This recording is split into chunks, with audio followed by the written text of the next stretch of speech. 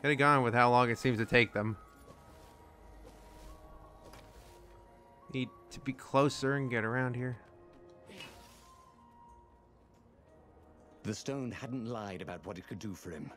With each raven he cut down, he felt a jolt of power flowing into his arm. "You're weak," whispered the stone. "The core will kill you." "Are you afraid of it?" "No, don't be ridiculous," it chuckled. But it's unstable. It will poison you if so much as carry it, and if you try to use it, it will explode catastrophically. Reynardo did not trust rocks that talked in his head. He went onwards. I mean, that's quite wise. I wouldn't trust a rock that could talk in my head either. Let's see. What's this way? Is this the correct way? This is a hero door. That's into a temple, so let's see what's over here.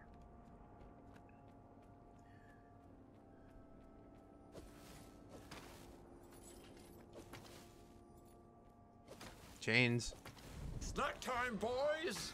called the lead raven.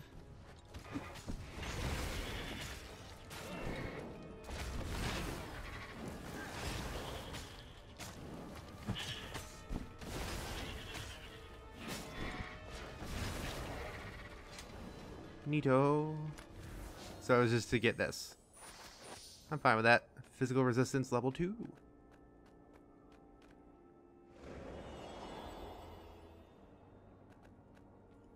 I was fine with that.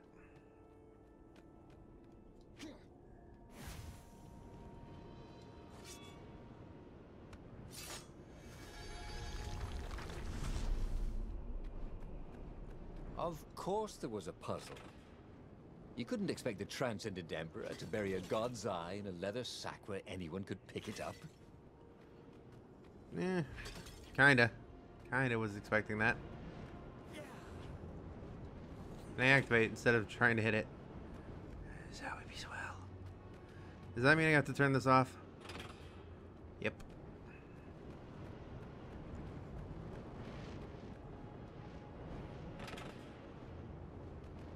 Ow, ow, ow, ow, ow. I mean, it's not an incorrect statement. Alright, do I want more of the combat? Countering now causes attack damage. I'm terrible at combat. Well, yes, I'm terrible at combat in general, but still. One more dash bar.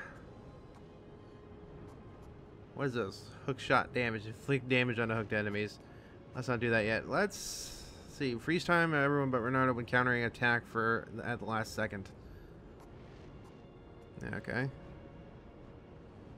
Kick and throw distance is increased. Sword magic, sword energy. Let's just do more health. That could be useful. I am dying, so might as well get more health.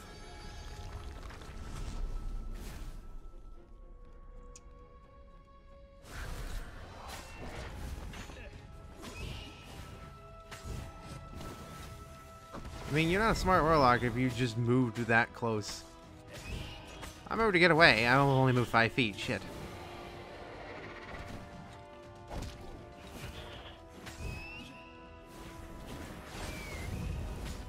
Mr. Warlock. Go away.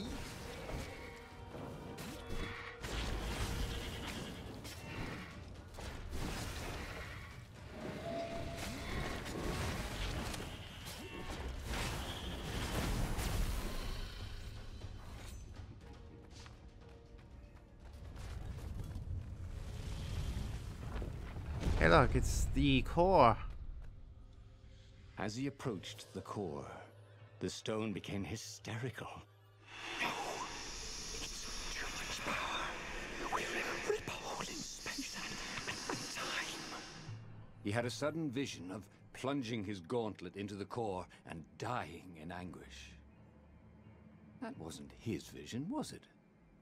The stone had sent him its darkest fears, hadn't it? He had a sudden impulse to do exactly that. He raised his right fist and plunged it into the core. There was a rush of light. He thought he could hear the stone screaming. And then he passed out, When Reynardo came to, the core was gone. But the Iblis stone was no longer black, but glowing with a blue light. And it was silent. "I can't hear you," he sang out. And, "You?" It didn't answer. "Ha!" he said. He had defeated the demonic gem with the power of his mind.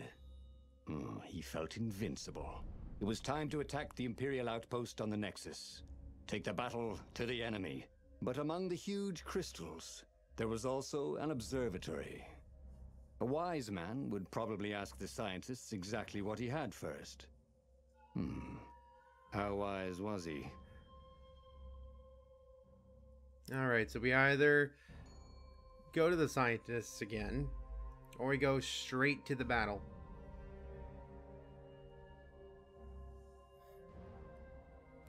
So the Iblis core is now blue instead of black, and it's no longer talking to him in his head. So either we find out what we have first, or we go to the enemy. I'm going to be rational, and I'm going to go to the scientists. Toward the Nexus, Reynardo watched sparks fly out of the core. The Iblis stone sucked them in hungrily. You'd think the stone would want this kind of power, wouldn't it? Thought Reynardo. Well, the scientists would explain it all. This time, Reynardo was sure he'd figured out how to use the core safely.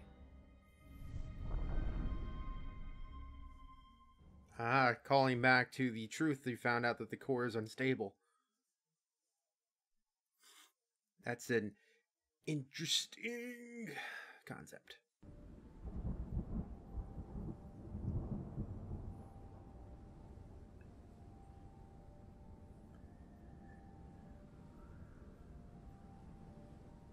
See? He'd trusted his gut, and it had worked out. That's what it meant to be a hero. To ignore the naysayers and the oddmakers, and do what you knew was right, and have it turn out to be the right thing. Well, he wasn't worried. Once he got to the observatory, the scientist toads could explain it. Then he could carry the war into the enemy's camp and destroy them all.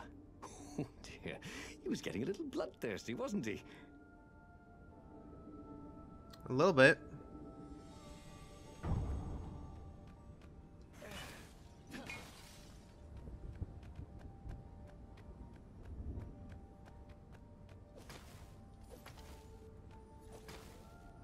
If only he had some way to break the ice.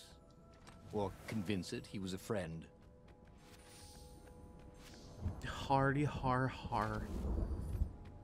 What's this way? I broke the ice. Cause jokes. Jokes, my friends.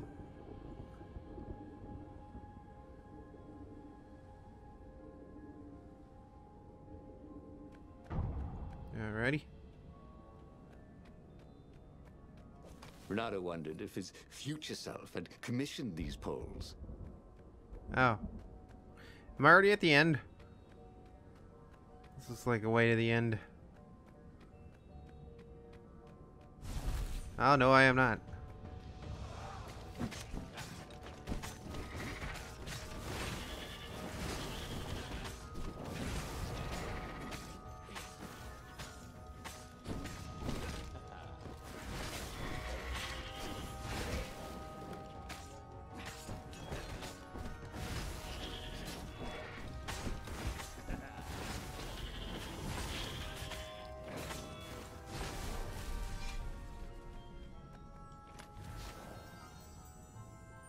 Sensed the jewel's power. He had a feeling they were going to be great friends. I have been hooked on the jewel. Okay, another scroll to read. At school, we learn the gospel of the Transcendent Emperor, the last divinity to pierce the skies. He would banish the evil old gods and grant us the gift of time, but could one man, divine as he may be, create something as intricate as time? I have my own theory. I believe that time is a symptom, rather than a gift. I'm convinced that on a cosmic scale there is a pendulum motion between order and chaos. The Transcendent Emperor ended chaos and started the age we live in. An age of cause and effect, of fact and logic. Time is merely the tapestry upon which these laws manifest themselves. It is the foundation for order's companion, entropy. But in the age of chaos, when the old gods reign, perception carries more weight than facts. Emotions can shape worlds, and time ceases to exist. The age of order is ending. I am merely helping the inevitable. Entropy has been broken. Fate has been breached. The end of time is coming, and I shall embrace it. Emperor Isengrim III, Secret Journal. Secret Journal entries. And I am back here.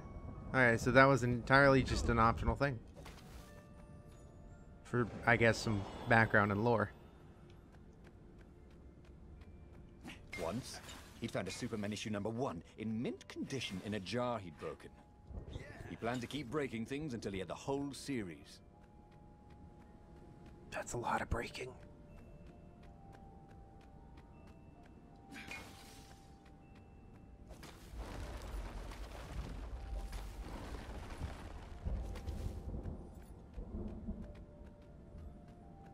That is a lot of breaking for a Superman series. Here, out over.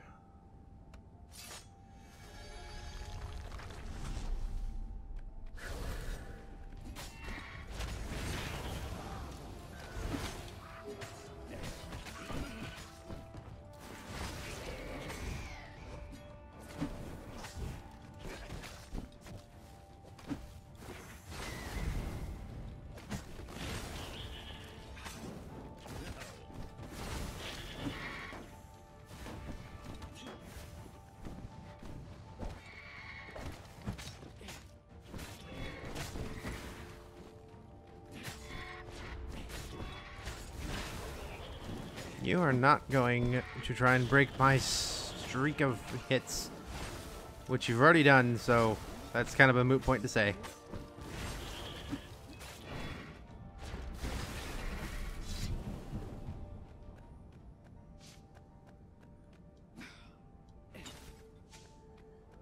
Get some health, get some energy.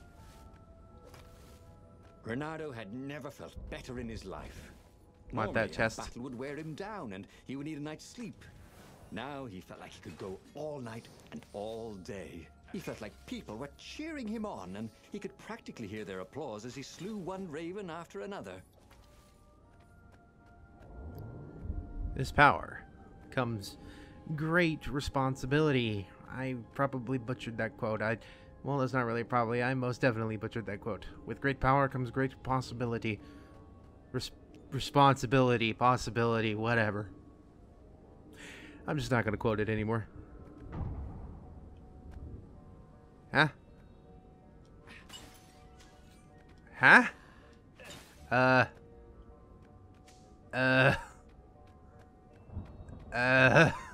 Imperial fleet was closing in on the rebels, forcing them to come out. I don't know if that's Reynardo meant was itching to bring the to fight be the invisible enemy. or what. He had to remind himself not to be too reckless. Oh.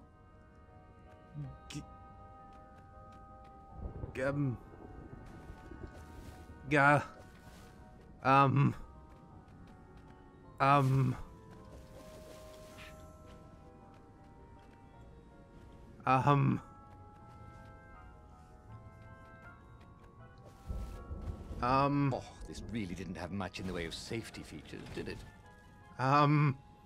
This is not meant to be invisible. I broke it. I broke the game. Yeah, these are definitely not meant to be invisible.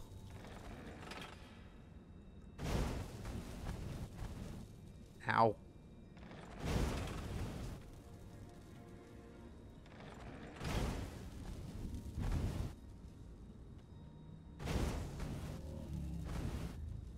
Well, I broke some of the game.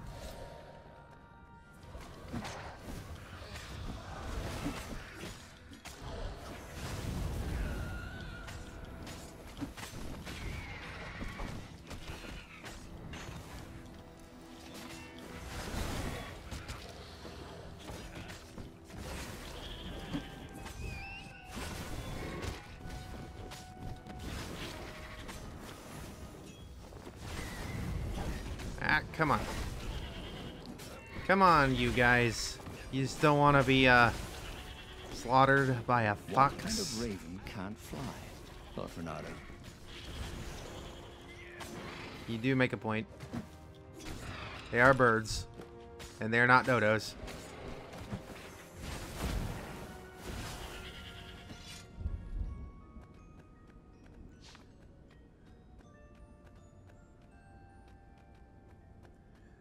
Alrighty. Over here.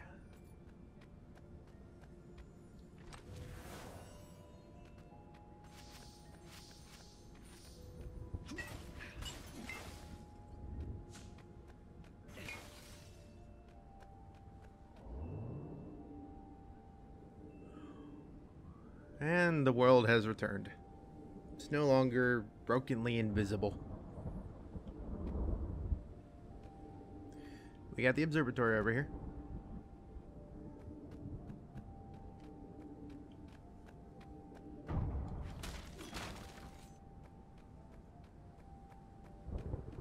Interact. The toads at the observatory measured the stone with their occult devices.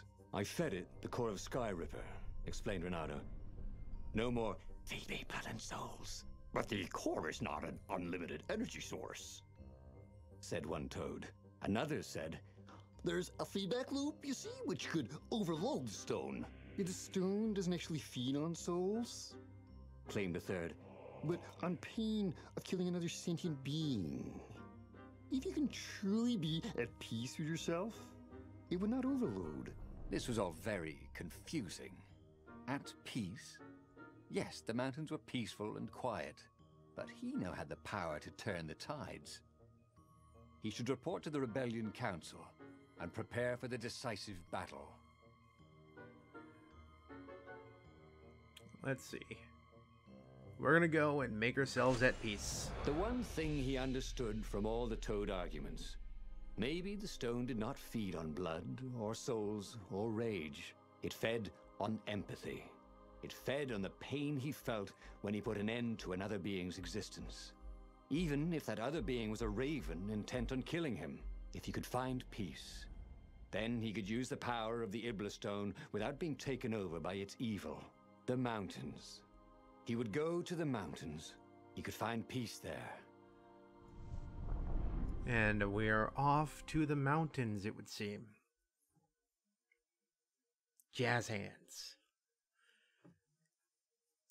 Very slow jazz hands. Unfortunately, the mountains were not empty. There were ravens everywhere, no matter. He had to fight, yes, but he didn't have to be angry. Parry, dodge, slash, and breathe.